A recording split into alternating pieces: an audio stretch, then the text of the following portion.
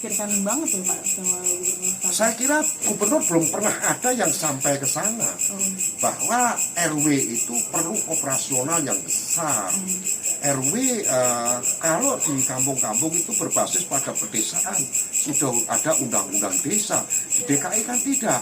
Di DKI memang ada tunjangan operasional RT 650.000, tunjangan RW sekitar 1,4 juta. Tetapi itu tidak cukup kalau itu untuk siskamling, tidak cukup kalau itu untuk keamanan dan sampah itu sampai hari ini masih iuran warga. Iuran tentu iuran warga berdasarkan kemampuan masing-masing kampung berbeda. Nah celakanya kadang-kadang ada orang yang kaya juga males bayar banyak ya. Berbeda dengan rumah apa itu, rumah khusus itu, komplek rumah khusus namanya apa itu townhouse. ada kan, townhouse misalnya ya.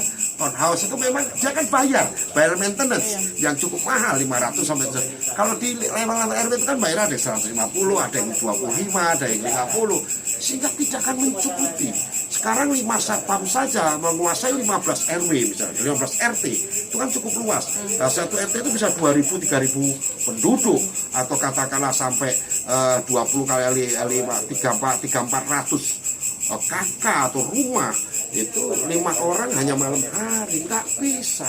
Kalau hanya harus melototin juga, ya memang kondisi, apalagi warga ini kan cuek sekarang ini, siapa lu siapa gua ya. Jadi ya itulah kondisi ini yang kemudian harus dipikirkan jalan keluarnya oleh gubernur terpilih nanti, bagaimana mengalokasikan anggaran untuk penguatan daripada operasional di tingkat RW dan RT. Mungkin terakhir Pak, selama ini kan kita lihat kalau yang rumah-rumah perumahan itu malah dipasanginnya portal. Mungkin orang berpikiran maling itu cuma ngambil harta ya, bukan nyawa gitu ya Pak. Begini, portal itu memang salah satu upaya untuk pengamanan supaya kecepatan lari kendaraan itu tidak jalan. Seharusnya secara aturan kan tidak boleh di portal-portal, tapi masyarakat supaya kenyamanan terjaga maka terpaksa di portal-portal. Bahkan 24 jam banyak di portal itu sejak kasus 98 sebenarnya. Jadi kemudian sebelum tahun 98 rasa nyaman dan aman hidup itu kan ada. Nah, begitu memasuki zaman reformasi kemudian rasa aman dan nyaman berkurang masyarakat. Salah satunya adalah di portalnya jalan-jalan. Dan pemortalan jalan itu bukan cuma di kampung, di Menteng ada, di Pondok Indah ada, di Brawijaya ada, di rumah mewah pun juga ada, khususnya pada jam-jam tertentu. Memang efektif, rasa aman di jam 11 sampai jam 5 atau jam 6 itu ada dan jarang terjadi. Persoalannya sekarang kejahatan dilakukan pada siang hari. Dan seperti kasus di Pulau Mas kan sore hari, ketahuannya baru besok pagi. Kasus di Pondok Indah pagi hari. Jadi kejahatan berulang di pagi sama sore sekarang. Dan celakanya itu pas banyak orang di rumah. Ya, hari Minggu, hari libur.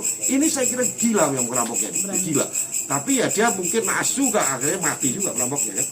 Salah hitung mungkin, saya nggak ngerti. Tapi apapun ceritanya, perampok ini jarang sekali berani bertatap muka. Tapi ini berani menghadapi CCTV, walaupun dia bagaimana untuk menghentikan CCTV-nya, mungkin ada upaya itu. Berani bertatap muka dengan korban, kemudian memasukkan daripada korban ke kamar mandi. Kan tentu kok tidak mungkin mati semua, pas hidup dia bisa melihat wajah dia, bisa disketsa.